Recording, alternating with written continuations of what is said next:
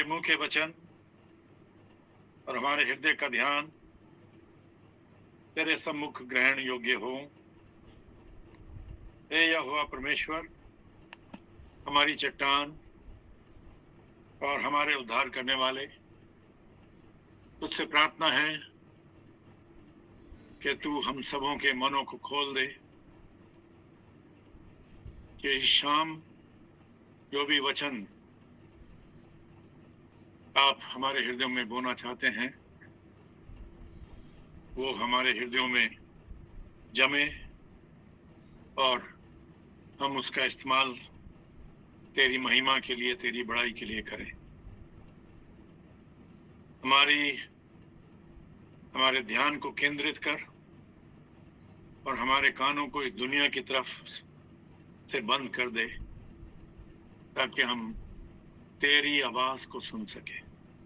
प्रभु यीशु मसीह के नाम में होकर मांगते हैं, आमीन। आमीन। आमीन। आमीन। भाइयों बहनों, हम परमेश्वर का धन्यवाद करते हैं कि आज फिर से एक और मौका मुझको मिला है कि मैं आपके सामने परमेश्वर का वचन लेके आया हूं।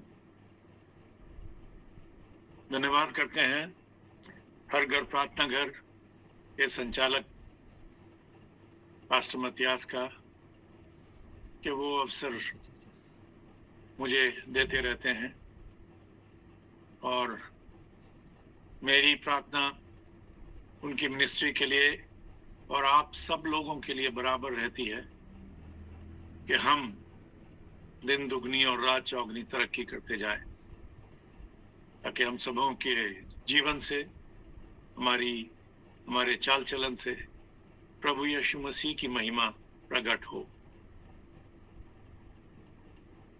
आज जिस विषय पर हम बात करना चाहेंगे और पवित्र आत्मा हमारी अगुवाई करने वाला है, वो पाया जाता है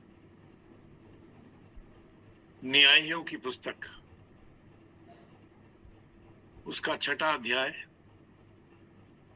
और 11 से 17। न्यायियों की पुस्तक 6वां अध्याय 11 से 17। उसको पढ़ने से पहले मैं आपसे बात करना चाहता हूं कि हम में से काफी लोग जो इस प्लेटफॉर्म पे जुड़े हुए हैं, हम माता पिता हैं, एल्डर्स हैं और हम अपने परिवारों का संचालन कर रहे हैं। लेकिन जब हम अपने परिवार का संचालन करते होते हैं तो हमें हमारे बेटे बेटियों की तरफ से कुछ ऐसी स्थितियां सामने आती हैं जिसमें हमें लगता है कि हमारा बेटा या हमारी बेटी हमारे लिए कुछ बहाने बना रही हैं, या फिर हम जो बड़े हैं, जो गिरजाघर में से संबंध रखते हैं, गिरजाघर में जाते हैं और वहां पर भी देखा जाता है कि हम बड़े लोग भी गिरजाघर में जब हमको किसी चीज के लिए कहा जाता है, हमसे कुछ विनती की जाती है पास्टर की तरफ से या एल्डर्स की तरफ से, तो हम कुछ ना कुछ बहाना बनाकर स्थिति से निकलना चाहते हैं। भाई और बहनों, उदाहरण के रूप से मैं ये बताता हूं कि एक पास्टर ने एक एल्डर को कहा कि ब्रदर, आप कल मुझे अपनी गाड़ी में पिकअप कर लीजिए 11 बजे, क्योंकि हमको एक बहुत सीनियर सिटीजन मेंबर हैं हमारे चर्च के जो कि बीमार हैं, उनको विजिट करना है। मेरे पास व्हीकल नहीं है, आपके पास है। आप कल सुबह 11 बजे मुझे को पिकअप कर लीजिए, हम जाके प्रार्थना करके आएंगे। पास्टर साहब का कहना ही था कि एकदम से ओरेंडस ने कहा कि पास्टर साहब मैं तो नहीं आ पाऊंगा। पास्टर साहब ने कहा क्यों, क्या हो गया? नहीं, मुझे अभी याद आ रहा है कि मुझे 11 बजे अपनी वाइफ को हॉस्पिटल लेके जाना है, उनकी तबीयत ठीक नहीं चल रही है। और इस तरह से ये एक्सक्यूज बनाकर उन्होंने मना कर दिया। ठीक है, लेकिन जब नेक्स्ट डे पास्टर साहब को जाना था और किसी और सदस्य ने उनकी सहायता की, और जब वो सीनियर सिटीजन के घर की तरफ बढ़ रहे थे तो ऐसा हुआ कि जिनसे उन्होंने पहले बात की थी उनका घर भी रास्ते में पड़ता था, और जाते हुए उन्होंने देखा कि उस वक्त वो सदस्य और उनकी पत्नी अपने ही घर के आंगन में घूम रहे हैं। तो भाइयों बहनों, मैं आपसे प्रार्थना करता हूं कि आज हम सब अपने अपने जीवन में देखें कि जब हमको बुलाया जाता है तो क्या हम बहाने बना लेते हैं, जैसे कि हमारे बच्चे बहाने बना लेते हैं जब उनको कुछ बोला जाए। वो तो सब एग्जाम्पल्स आपके दिमाग में घूम रही होंगी कि कैसे हमारे बच्चे बहाना बनाते हैं, कैसे चर्च में लोग बहाना बनाते हैं। लेकिन इस तरह की बात परमेश्वर को पसंद नहीं है, क्योंकि प्रभु परमेश्वर तो हमारे हर ख्यालात को, हर मनसा को जानता है, और हम उससे कुछ छिपा नहीं सकते। अगर हम बहाना भी बना रहे हैं तो उसको परमेश्वर को पता है कि ये बहाना है, हकीकत नहीं है। इसी तरह की एक स्थिति हमको, जो आज का पैसेज है उसको पढ़ेंगे तो हमारे सामने उजागर होती है। तो मैं दरखास्त करूंगा कि आप में से कोई भी न्यायियों की पुस्तक उसका 6वां अध्याय और 11 से 17 तक जोर से सबके लिए पढ़ दे। फिर यहोवा का दूत आकर उस बांज वृक्ष के तले बैठ गया जो ओपरा में एबीएजेरी योआस का था, और उसका पुत्र गिदोन एक दाखरस के कुंड में गेहूं इसलिए झाड़ रहा था कि उसे मिद्यानियों से छिपा रखे। उसको यहोवा के दूत ने दर्शन देकर कहा, हे शूरवीर सूरमा, यहोवा तेरे संग है। गिदोन ने उससे कहा, हे मेरे प्रभु, विनती सुन, यदि यहोवा हमारे संग होता तो हम पर यह सब विपत्ति क्यों पड़ती? और जितने आश्चर्य कर्मों का वर्णन हमारे पुरखा यह कहकर करते थे, क्या यहोवा हमको मिस्र से छुड़ा नहीं लाया? वे कहाँ रहे? अब तो यहोवा ने हमको त्याग दिया और मिद्यानियों के हाथ कर दिया है। तब यहोवा ने उस पर दृष्टि करके कहा, अपनी इसी शक्ति पर जा और तू इस्राएलियों को मिद्यानियों के हाथ से छुड़ाएगा। क्या मैंने तुझे नहीं भेजा? उसने कहा, हे मेरे प्रभु, विनती सुन, मैं इस्राएल को कैसे छुड़ाऊं? देख, मेरा कुल मनश्शे में सबसे कंगाल है, फिर मैं अपने पिता के घराने में सबसे छोटा हूँ। यहोवा ने उससे कहा, निश्चय मैं तेरे संग रहूंगा, इसलिए तू मिद्यानियों को ऐसा मार लेगा जैसा एक मनुष्य को। गिदोन ने उससे कहा, यदि तेरा अनुग्रह मुझ पर हो तो मुझे इसका कोई चिन्ह दिखा कि तू ही मुझसे बातें कर रहा है। आमीन। Thank you sister, thank you. तो ये आमीन। हमारे सामने पढ़ा गया और यहाँ से हम आगे बढ़ते हैं। तो देखिए कि जब इस्राएल,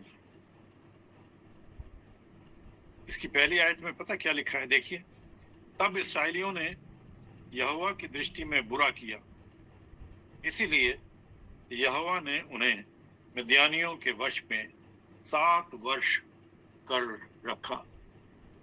अब ये देखिए कि 7 वर्ष के लिए मिद्यानी जो हैं, ये मिद्यानी जो हैं वो इस्राएल के ऊपर कब्जा किए हुए हैं, उनके ऊपर प्रभुता करते हैं और इस्राएल गुलामी कर रहे हैं मिद्यानियों की। हमें देखना है कि हम अपने जीवन में भी क्या ऐसी ही स्थिति से गुजर रहे हैं कि हमने अपने पिता परमेश्वर की बात नहीं मानी और हम किसी चीज में और किसी कारण से ऐसा जीवन व्यतीत कर रहे हैं जिसमें हम परमेश्वर को छोड़कर किसी और की गुलामी कर रहे हैं। यहाँ पर जब इस्राएली लोग मिद्यानियों की गुलामी में थे, आजाद नहीं थे, तो वो डरे रहते थे। यहाँ तक डरते थे कि वो अपनी उपज को भी छुप छुप कर संभालते थे। और यहाँ पर हमको पता चलता है कि किस तरह से गिदोन भी ऐसा ही कार्य कर रहा था।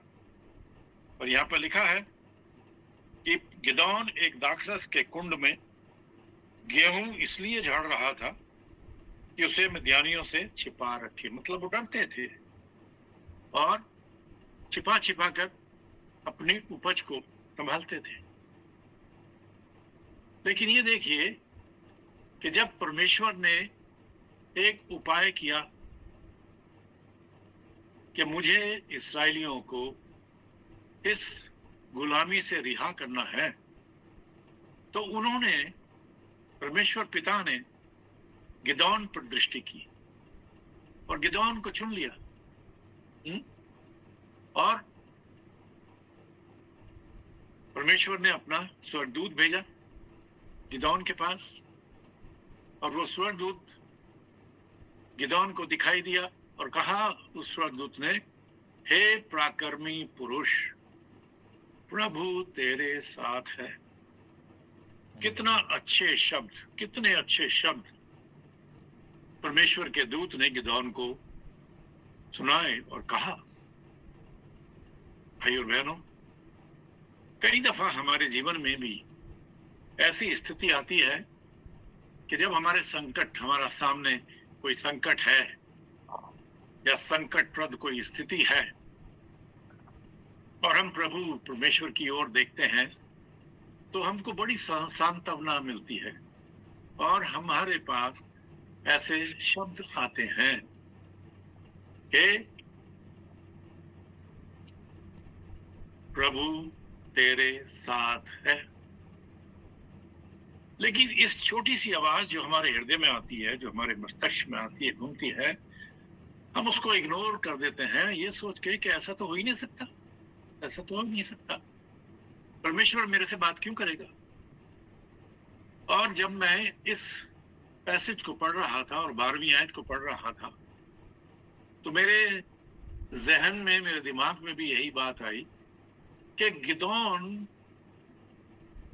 ने शायद ये कभी सोचा भी नहीं होगा कि परमेश्वर का दूत उससे बात करेगा। लेकिन जब परमेश्वर ने गिदोन को चुन लिया है, तो परमेश्वर उसके पराक्रम को, उसकी शक्ति को जानते हुए उससे ये कह रहा है, उसको ये आश्वासन दे रहा है कि हे पराक्रमी पुरुष, प्रभु तेरे साथ है। और फिर प्रभु परमेश्वर आगे बात करता है उससे स्वर्गदूत के द्वारा और वहां लिखा है 14वीं आयत में, जो कि सेंट्रल वर्स है हमारे लिए, वहां लिखा है, तब यहोवा ने उस पर दृष्टि करके कहा, अपनी इसी शक्ति पर जा और तू इसराइलियों को मिद्यानियों के हाथ से छुड़ाएगा। क्या मैंने तुझे नहीं भेजा? कितना शक्तिशाली आदेश गिदौन के लिए परमेश्वर ने दिया है। अब देखिए कि परम पिता परमेश्वर, almighty God, God of host, सेनाओं का यहोवा,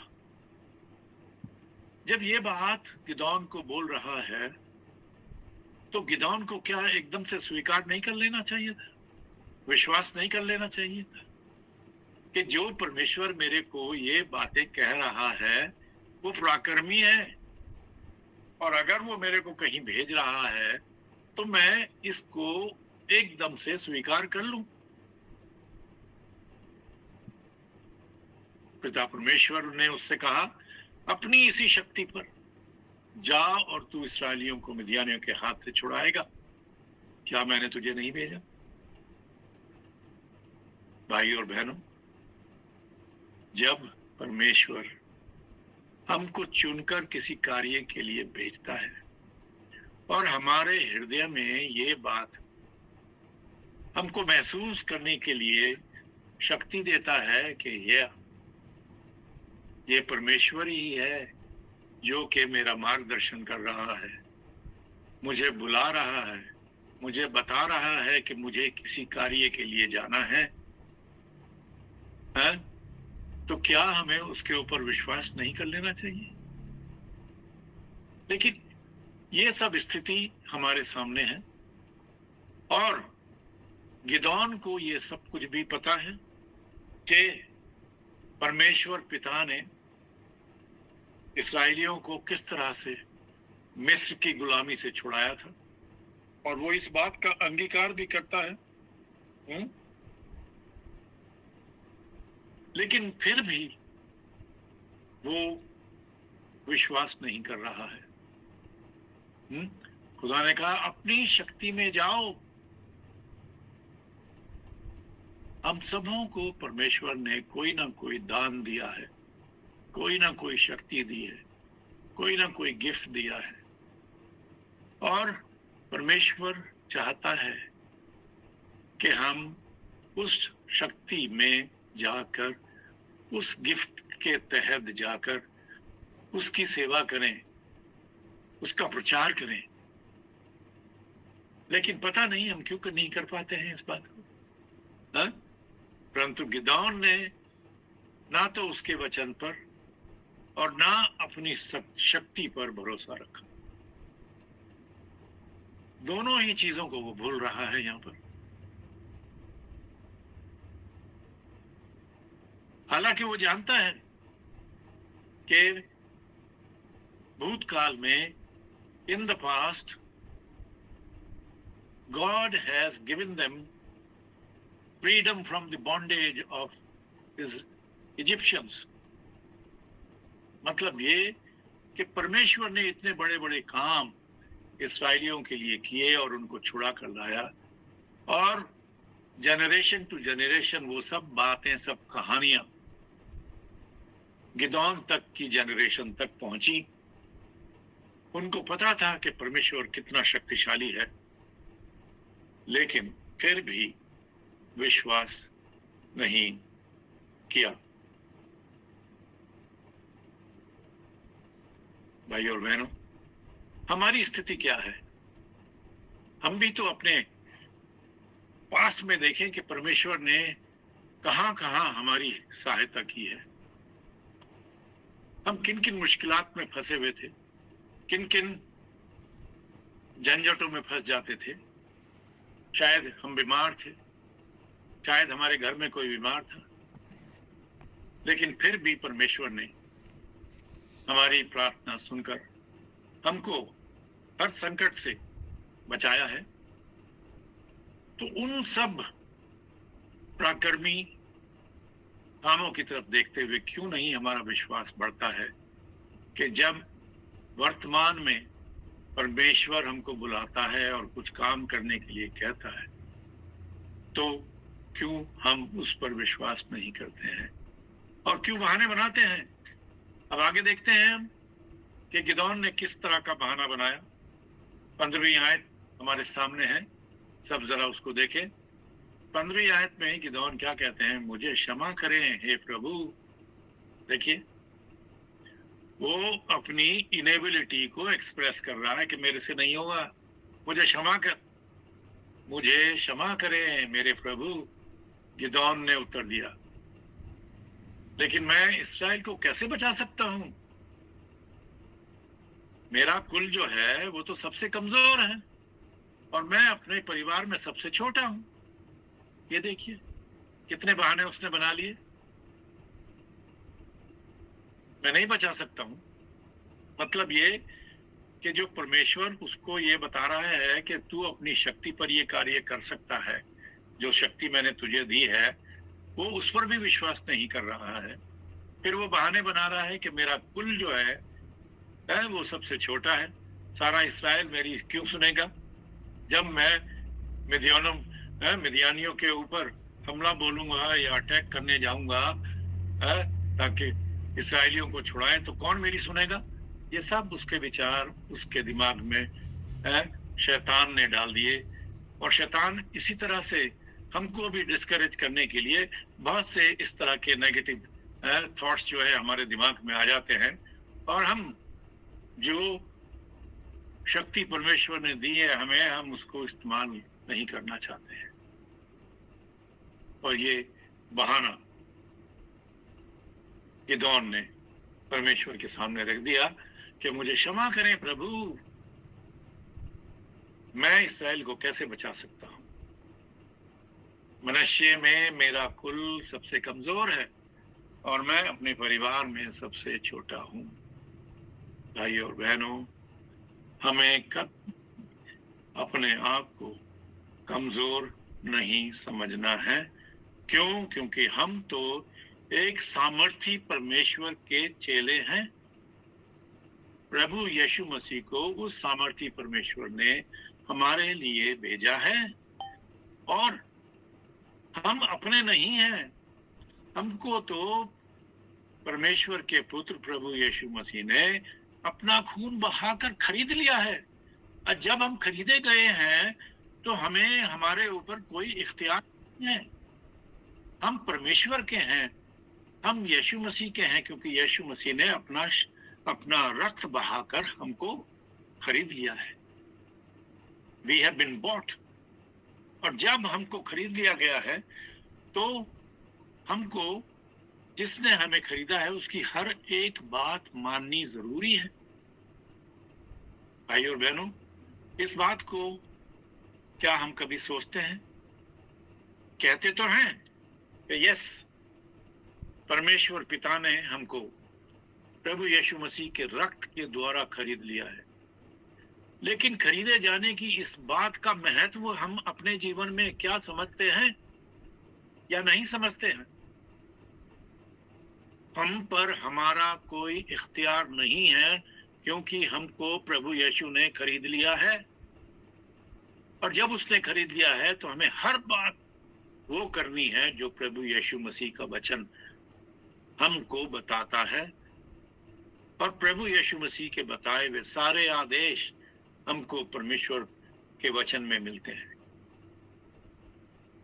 और उन वचनों को पढ़ने पर हमको शक्ति मिलती है, एनकरेजमेंट मिलता है, प्रोत्साहन मिलता है और किसी भी तरह से हमें अपने आप को असमर्थ नहीं सोचना है। भाइयों बहनों, गिदोन की इस कहानी से हम यही सीखते हैं कि हमें कभी भी अपने आप को छोटा नहीं समझना है और पिता परमेश्वर के प्रॉमिसेस जो कि प्रभु यीशु मसीह के द्वारा हमको दिए जाते हैं, दिए गए हैं और हमारे सामने पवित्र शास्त्र में हैं, उनके ऊपर पूरा पूरा विश्वास रखकर अपने बुलाए जाने के अनुसार आगे बढ़ना है।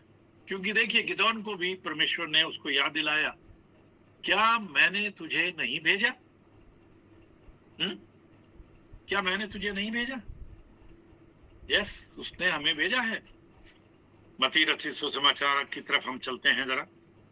आप भी जरा खोलिए मत्ती रचित सुसमाचार का अंतिम अध्याय।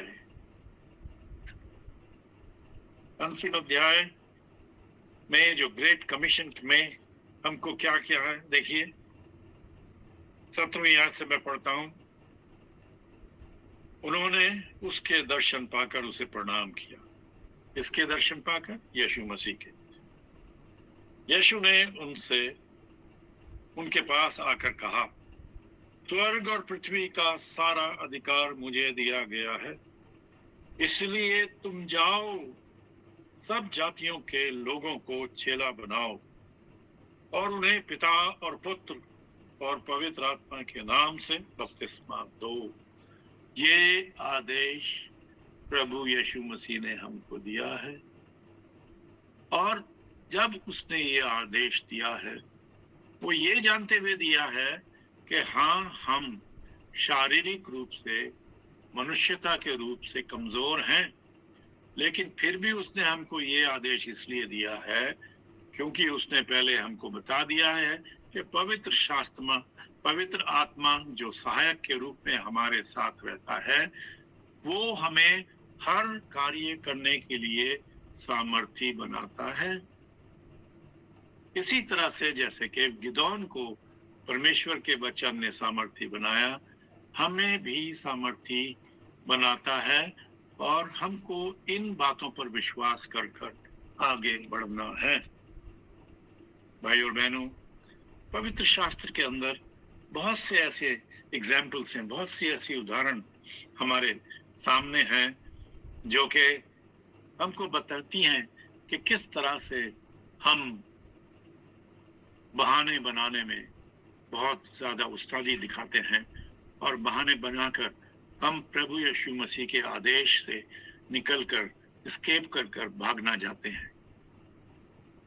अब देखिए कि प्रभु यीशु मसीह के चेले जो कि प्रभु यीशु मसीह के साथ दिन और रात रहते थे, वो भी जब ऐसी स्थिति आई कि वो प्रभु यीशु मसीह के ऊपर पूरा पूरा विश्वास रखकर कार्य करे, तो उन्होंने भी अपने बहाने बनाने के लिए रास्ता निकाल लिया। आइए थोड़ा सा ध्यान हम ले जाते हैं मरकुस रचित सुसमाचार की ओर और उसके 6ठे अध्याय की तरफ। ये वाक्य आप सब भली भांति जानते हैं और यहाँ पर उसकी 33वीं आयत से और 44वीं आयत के बीच में 5000 पुरुषों को खिलाने का विवरण दिया गया है।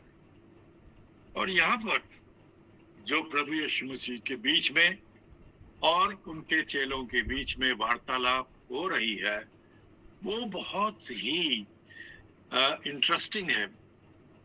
मुझे जब मैं पढ़ रहा था तो मुझे बड़ा आनंद आ रहा था कि देखिए किस तरह से दोनों के चेलों के बीच में प्रार्थना हो रही, जो वार्तालाप हो रही है, कितनी इंटरेस्टिंग है।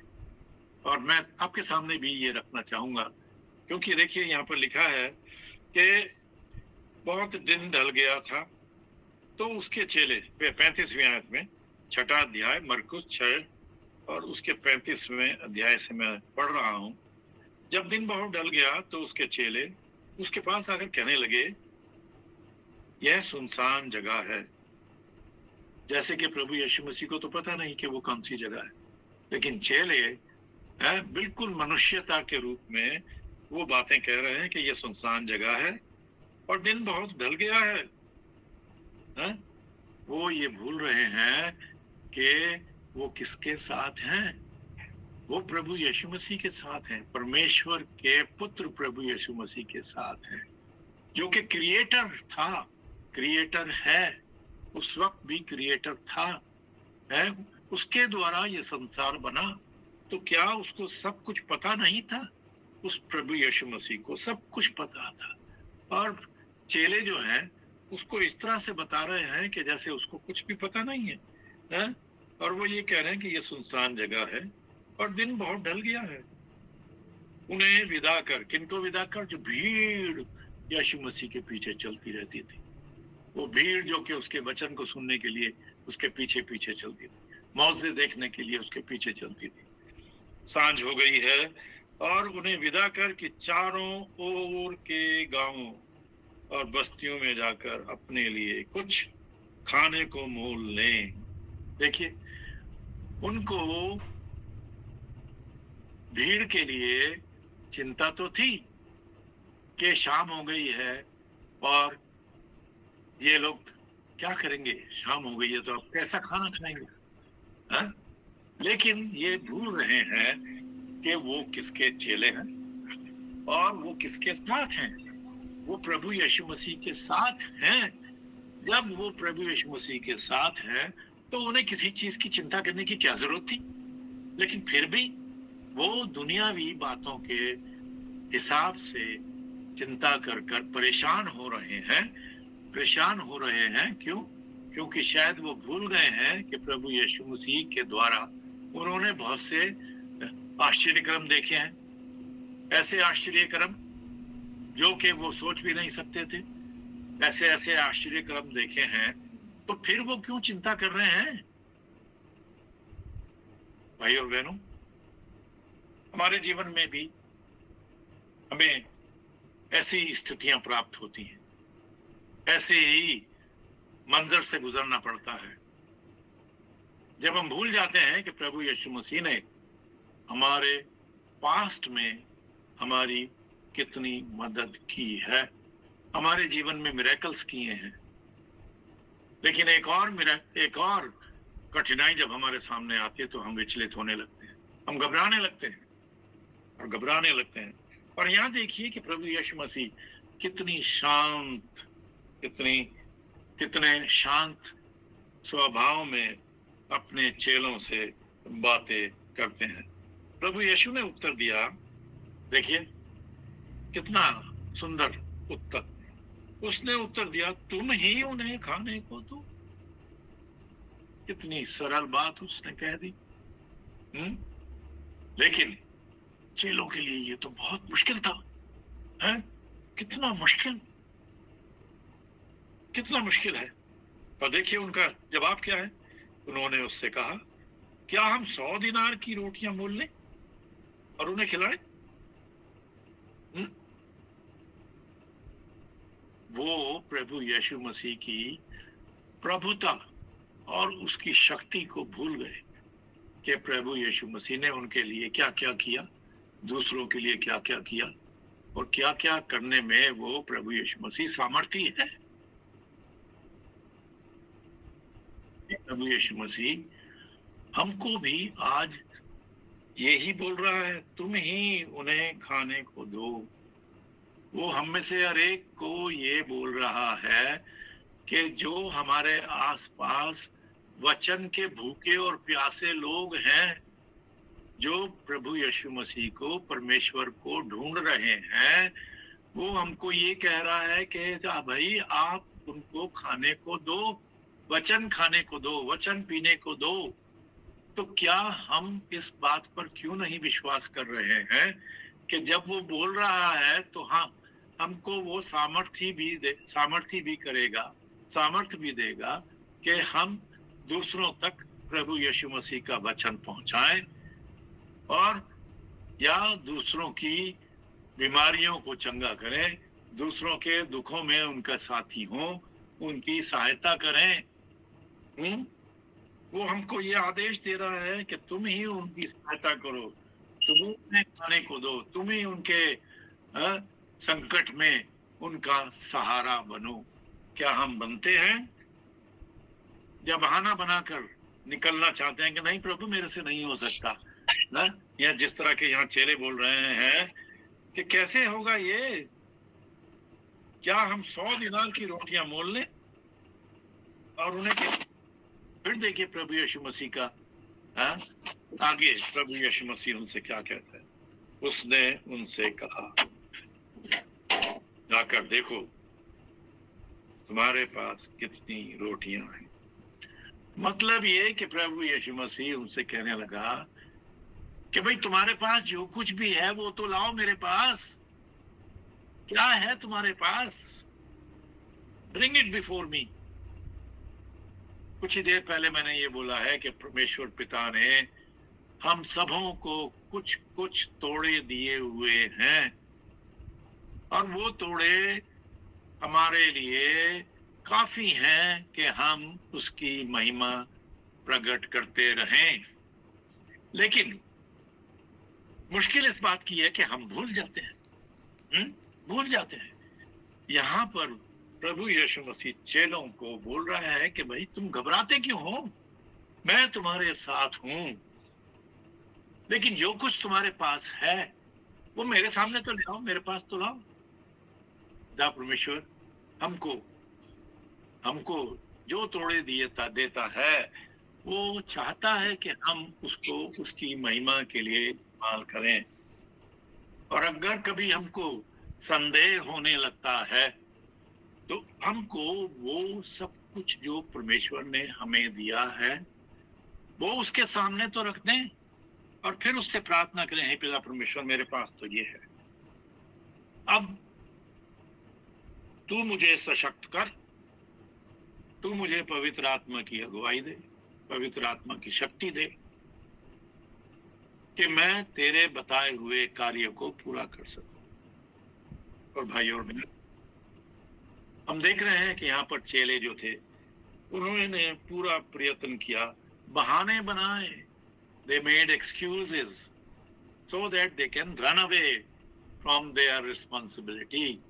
हम बहाने बनाकर हम अपनी जिम्मेदारी से भागना चाहते हैं, लेकिन परमेश्वर पिता नहीं चाहता कि हम अपने जिम्मेदारियों से भागें, क्योंकि उसका आश्वासन हमारे लिए है कि जो कुछ भी तुम्हारे पास है मेरे पास ले आओ, और मैं उस ही से तुमको सशक्त करके इस काबिल कर दूंगा कि जो काम मैं तुम्हें बता रहा हूं वो पूरा कर सको।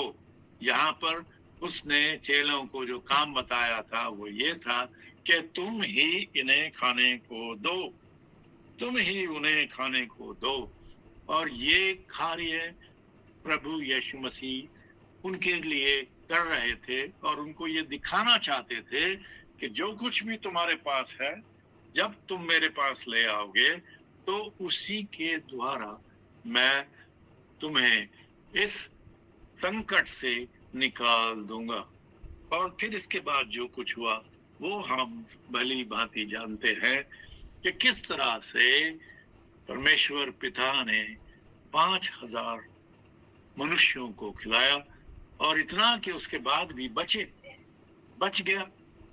भाई और बहनों, फिर हम गिदोन की तरफ आ जाते हैं और ये देखते हैं कि गिदोन का एक्सक्यूज और क्या था, हे प्रभु मैं इस्राएल को कैसे छुड़ाऊं, देख मेरा कुल मनुष्य में सबसे दुर्बल है और मैं अपने पिता के घराने में सबसे छोटा हूं, मैं कुछ नहीं कर सकता है? और परमेश्वर पिता ने उसको फिर से कहा है कि मैं तेरे साथ रहूंगा, तू जा तो मैं तुझे तेरी शक्ति में भेज रहा हूं।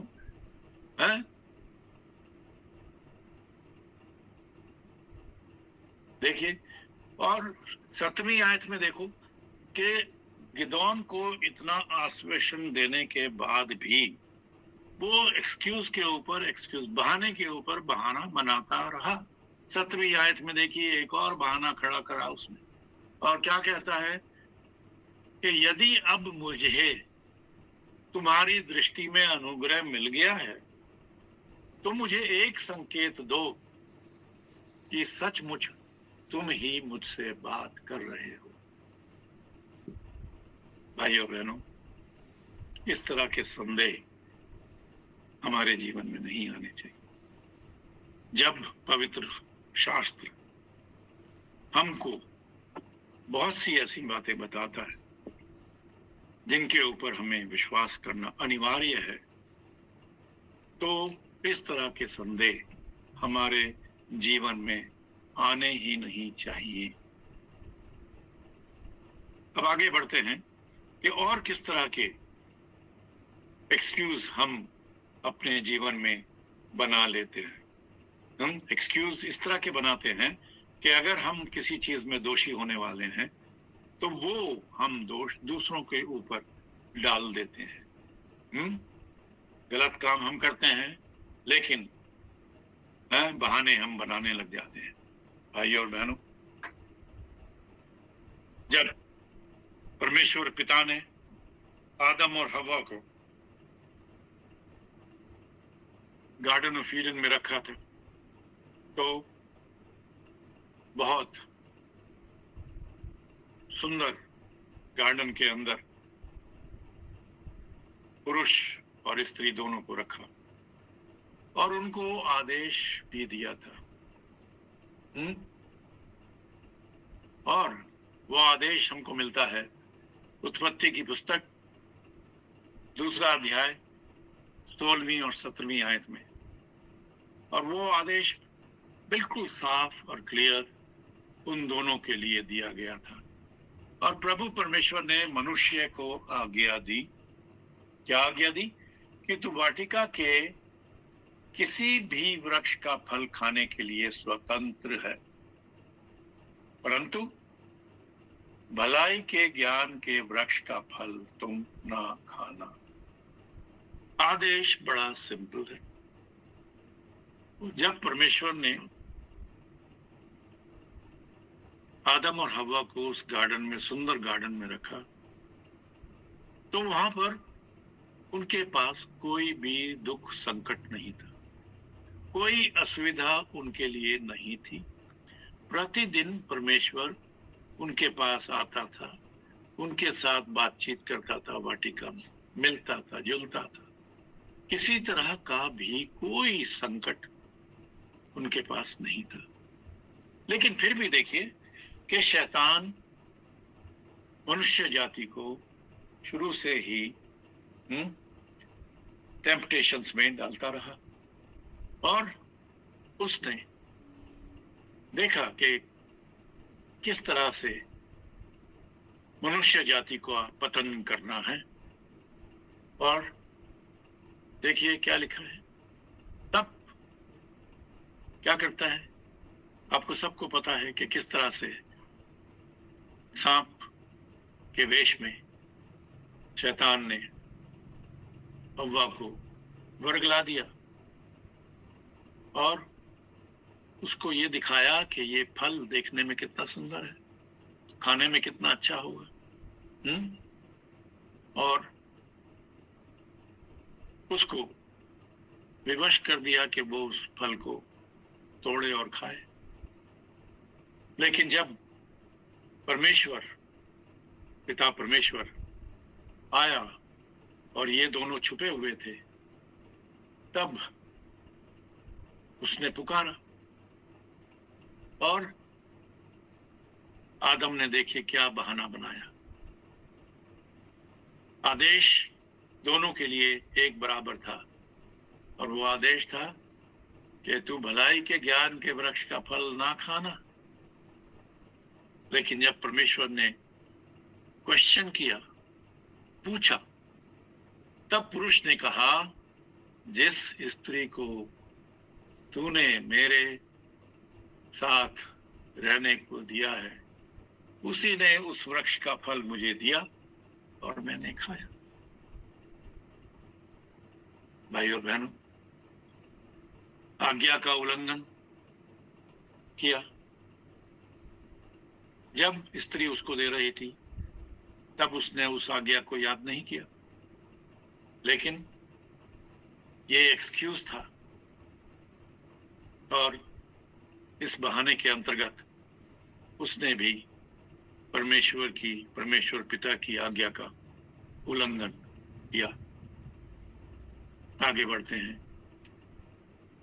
एक बिब्लिकल कैरेक्टर के बारे में जो कि बहुत फेमस और हम शायद किसी ना किसी रूप में रोज उसके बारे में बातचीत हमारी होती रहती है, सरमन्स के द्वारा या हम आत्मिक बातों की तरफ जब सोचते हैं तो मूसा नबी के बारे में हम सोचते हैं। और हम जानते हैं कि मूसा को जब चुना गया तो मूसा ने कितने बहाने बनाए। हम निर्गमन की पुस्तक निकालते हैं, उसका 3रा अध्याय और 7 से 11 में देखते हैं। निर्गमन की पुस्तक उसका 3रा अध्याय और 7 से 11 देखिए कि परमेश्वर ने मूसा को चुन लिया। जब मूसा का जन्म हुआ था तब से ही परमेश्वर ने मूसा को अपने कार्य के लिए चुन लिया था। सब इस बात से सहमत होंगे। और किस किस तरह से मूसा को परमेश्वर ने बचाया। लेकिन कई दफा ऐसा होता है कि जब हम कोई स्थिति डर कर या पराजय की स्थिति में पड़े हुए होते हैं और वहां से भागकर चले जाते हैं, तो परमेश्वर हमको वापस उसी जगह लेकर आता है, ये दिखाने के लिए कि जिस स्थिति से तू डर कर भागा था, मैं वहीं तुझे विजय प्राप्त कराऊंगा। भाई और बहनों, मूसा के उदाहरण से इस बात से हमें बहुत प्रोत्साहन मिलना चाहिए कि अगर हम किसी स्थिति में विजय प्राप्त नहीं कर पाए और परमेश्वर हमको बुला रहा है, तो वो हमको उसी स्थिति में विजयी कराने वाला है। अब यहाँ देखिए कि जब परमेश्वर पिता ने उसको बुलाया और पुकारा, हे मूसा, हे मूसा। मूसा ने कहा, क्या आ गया? उसने कहा, परमेश्वर ने कहा, इधर पास मत आ और अपने पांवों से जूतियों को उतार दे, क्योंकि जिस स्थान पर तू खड़ा है वह पवित्र भूमि है। और उसके बाद जो वार्तालाप होती है वो सब घर पर आप पढ़िएगा, इसको पूरे अध्याय को पढ़िए, तब आपको पता चलेगा कि मूसा किस तरह से बहाने बना रहा है। यहाँ देखिए 7वीं आयत के अंदर, 3रे अध्याय की 7वीं आयत में बड़े विशेष रूप से खुदा ने मूसा से बात की और कहा, मैंने अपनी प्रजा के लोग जो मिस्र में हैं उनके दुख को निश्चय देखा है? और क्या? और उनकी पीड़ा पर मैंने चित्त लगाया है, इसलिए अब मैं उतर आया हूं कि उन्हें मिस्रियों के वश से छुड़ाऊं। ये मूसा सब कुछ सुन रहा है कि परमेश्वर पिता उसको क्या क्या बता रहा है। इसलिए देखिए 9th में पढ़िए, 9th वर्ष में, इसलिए आप सुन, इस्राएलियों की चिल्लाहट मुझे सुनाई पड़ी है और मिस्रियों का उन पर अंधेर करना भी मुझे दिखाई पड़ रहा है। मतलब परमेश्वर पिता ने सारा प्लान कि किस तरह से मैं इस्राएलियों को मिस्रियों की बंधुआई से छुड़ाने के लिए आया हूं। तब देखिए आगे क्या लिखा है, इसलिए आ, मैं तुझे फिरौन के पास भेजता हूं कि तू मेरी इस्राएली प्रजा को मिस्र से निकाल ले। जब ये परमेश्वर ने बोला तो देखिए मूसा का रिएक्शन क्या होता है। परंतु मूसा ने परमेश्वर से कहा, देखिए ये एक बहाना, एक एक्सक्यूज। मूसा ने परमेश्वर से कहा, मैं कौन हूं जो फिरौन के पास जाऊं? अरे फिरौन से तो डर के मैं भागा था जब मैंने मिस्री को मार दिया था जोश में आकर, वहां से तो मैं भागा हूं और तू मुझे वहीं भेज रहा है।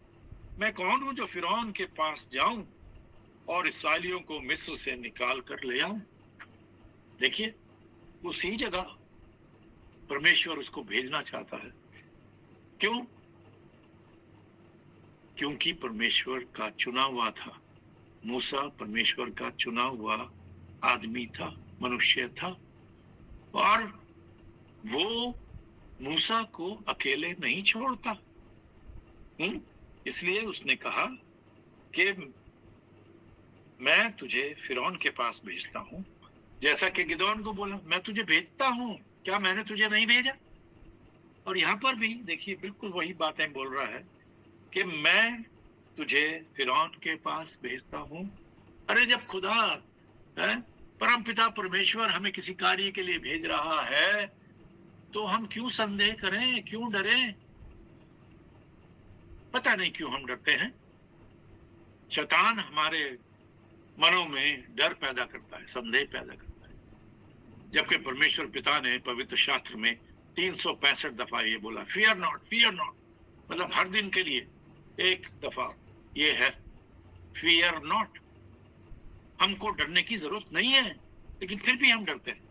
और यहाँ पर भी हम देखते हैं कि मूसा ने किस तरह से बहाने बनाकर कहा कि मैं कौन हूं जो फिरौन के पास जाऊं और इस्राएलियों को मिस्र से निकाल के ले आऊं।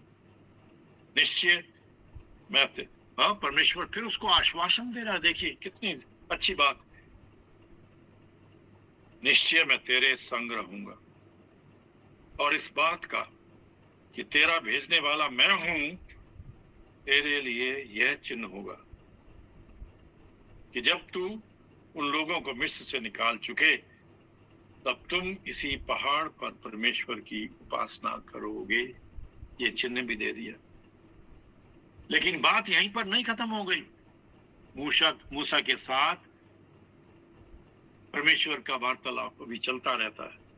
देखिए 13वीं आयत में क्या मूसा बोल रहा है। मूसा ने परमेश्वर से कहा, जब मैं इस्राएलियों के पास जाकर उनसे कहूं तुम्हारे पितरों के परमेश्वर ने मुझे तुम्हारे पास भेजा है, तब वे यदि मुझसे पूछें उसका क्या नाम है, तब मैं उनको क्या बताऊं।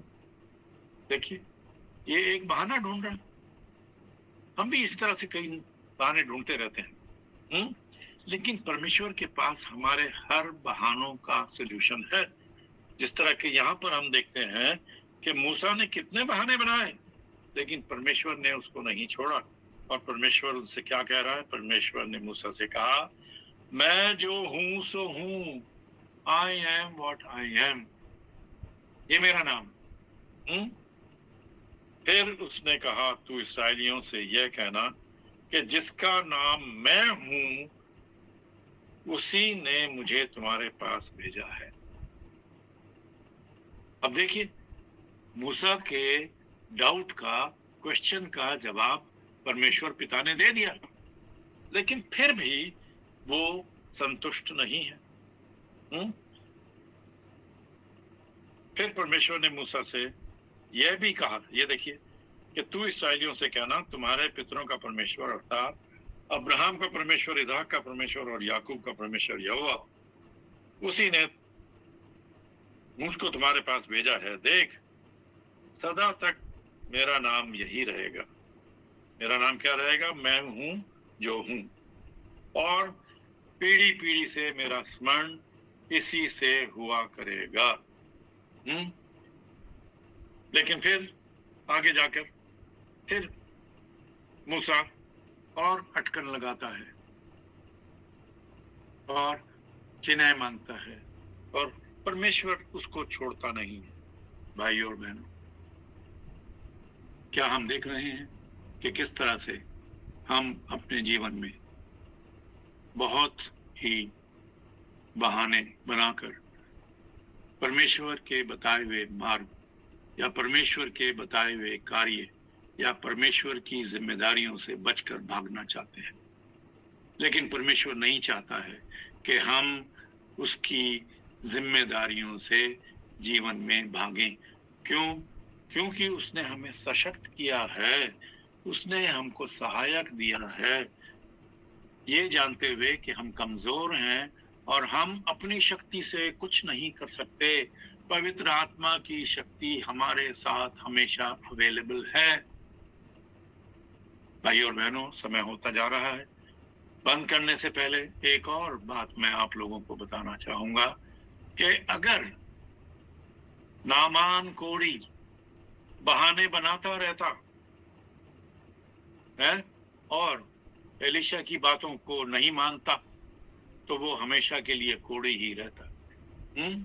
जब एलिशा ने उसको बोला कि यरदन में जाकर गोते लगा और तू चंगा हो जाएगा, तो उसके स्वाभिमान में उसने कहा कि मैं तो सोचता था कि वो बाहर निकलेगा, मेरे ऊपर हाथ लगाएगा, ये करेगा, प्रार्थना करेगा, वगैरह वगैरह वगैरह, लेकिन उसने तो सिर्फ शब्द कह दिया, मेरी क्या इज्जत करी, मैं तो बहुत बड़ा कमांडर हूं।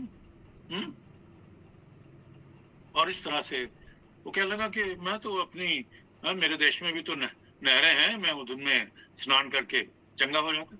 और ये नहीं सोचता कि अभी तक तो चंगा हुआ नहीं। और भविष्यद्वक्ता की बात को ना मानने का बहाना बनाना, और अगर वो इस बहाने पर अटल रहता तो वो अपने कोढ़ से कभी चंगा नहीं हो सकता था।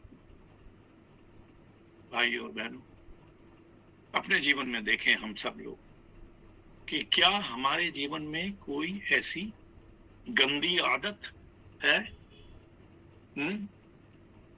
या कोई ऐसा दोष है जो हमको आध्यात्मिक रूप से चंगा नहीं होने देता। आज शाम को हमें सबको सोचना है, अगर कोई ऐसी बात हमारे जीवन में है जो हमको आध्यात्मिक उन्नति करने से रोक रही है, तो आज शाम हम अपने अपने मनों में स्वीकार करें और उस कोढ़ से अपने आप को मुक्त करें।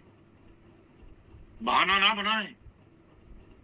बहाना बनाने से हम कभी भी कोढ़ से मुक्त नहीं होंगे। बहाने छोड़ देंगे तो हम प्रभु का जलवा देखेंगे, आश्चर्य क्रम देखेंगे, अपने जीवन में भी और दूसरों के जीवन में भी। काश पिता परमेश्वर हमको ऐसी शक्ति दे कि हम जब वो हमको बुलाता है तो हम बहाने ना बनाएं, हम अपने आप को अर्पित करें कि उसकी आज्ञाओं को माने, उसके बताए हुए पे रास्ते पे चलें, ये जानते हुए कि वो जब हमें बुलाता है तो हमें सशक्त भी करता है और हमको दुनिया की कोई ताकत उसका कार्य करने से नहीं रोक सकती। आइए हम प्रार्थना करें।